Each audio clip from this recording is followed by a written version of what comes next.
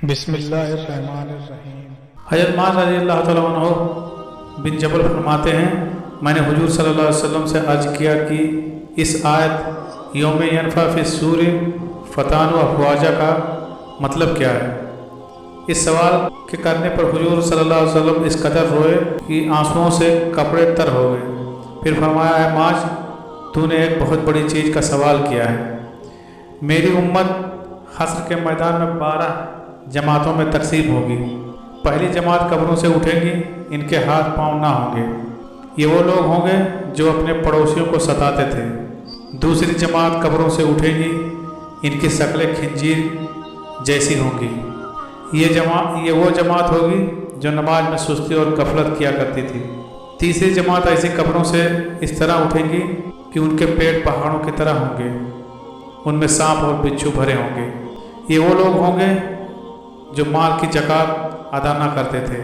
چوتھی جماعت قبروں سے اٹھیں گی، ان کے منہ سے خون جاری ہوگا۔ یہ وہ لوگ ہوں گے جو اللہ تعالیٰ کے عہد و پیمان کے بدلے مال لیا کرتے تھے۔ پانچویں جماعت قبروں سے اٹھے گی، ان کے جسم پھولے ہوئے ہوں گے اور ان سے مردار کی بدبو سے سخت بدبو آئے گی۔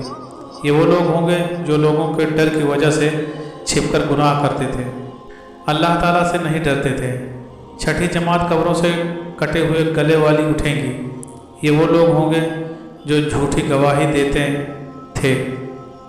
ساتویں جماعت قبروں سے اٹھیں گی، ان کے منہ میں زبانیں نہ ہوں گی بلکہ خون اور پیپ جاری ہوگی۔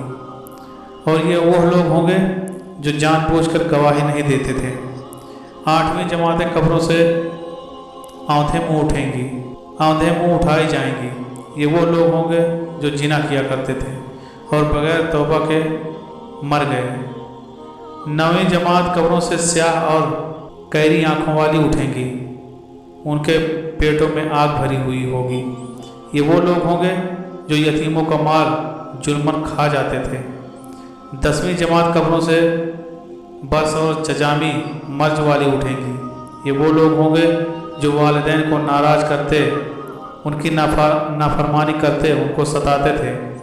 11ویں جماعت قبروں سے اندھی اٹھائی جائیں گی، ان کے دانت نیل کے سینگ کی طرح ہوں گے، ان کے ہونٹ ان کے سینے پر لٹکے ہوں گے اور ان کی زبان ان کی رانوں پر لٹکے گی اور ان کے پیٹ سے پاخانہ نکلتا ہوا ہوگا۔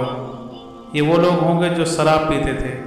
12ویں جماعت قبروں سے اٹھیں گی، ان کے چہرے 14ویں کے چاند کی طرح چمکتے ہوئے اور پرسرار سے بجلی کی طرح پار ہو جائیں گے۔ یہ وہ لوگ ہوں گے جو نمازوں کا احترام کرتے تھے، عمل صالح کرتے تھے، گناہوں سے پرہیز کرتے تھے۔ ان کا خاتمہ توبہ پر ہوا، ان کا بدلہ جنت ہے اور ان پر اللہ تعالیٰ کی رحمت اور مغفرت اور رضامندی ہے۔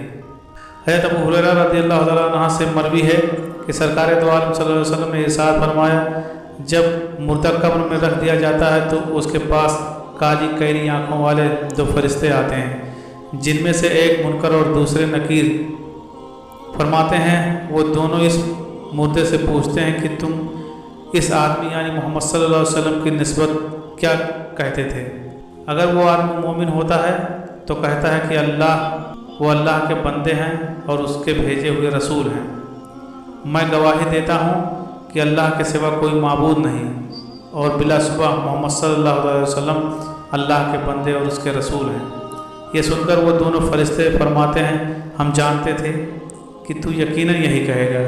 اس کے بعد اس کی قبر کی لمبائی اور چوڑائی میں 70 گز کشادگی کر دی جاتی ہے اور اس مردے سے کہا جاتا ہے کہ سو جاؤ۔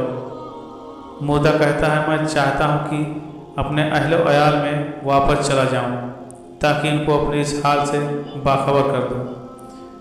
فرشتے اس سے فرماتے ہیں، تو اس دلہن کی طرح سو جا جس کو صرف وہی آدمی جگا سکتا ہے جو اس کے نزدیک سب سے محبوب ہو۔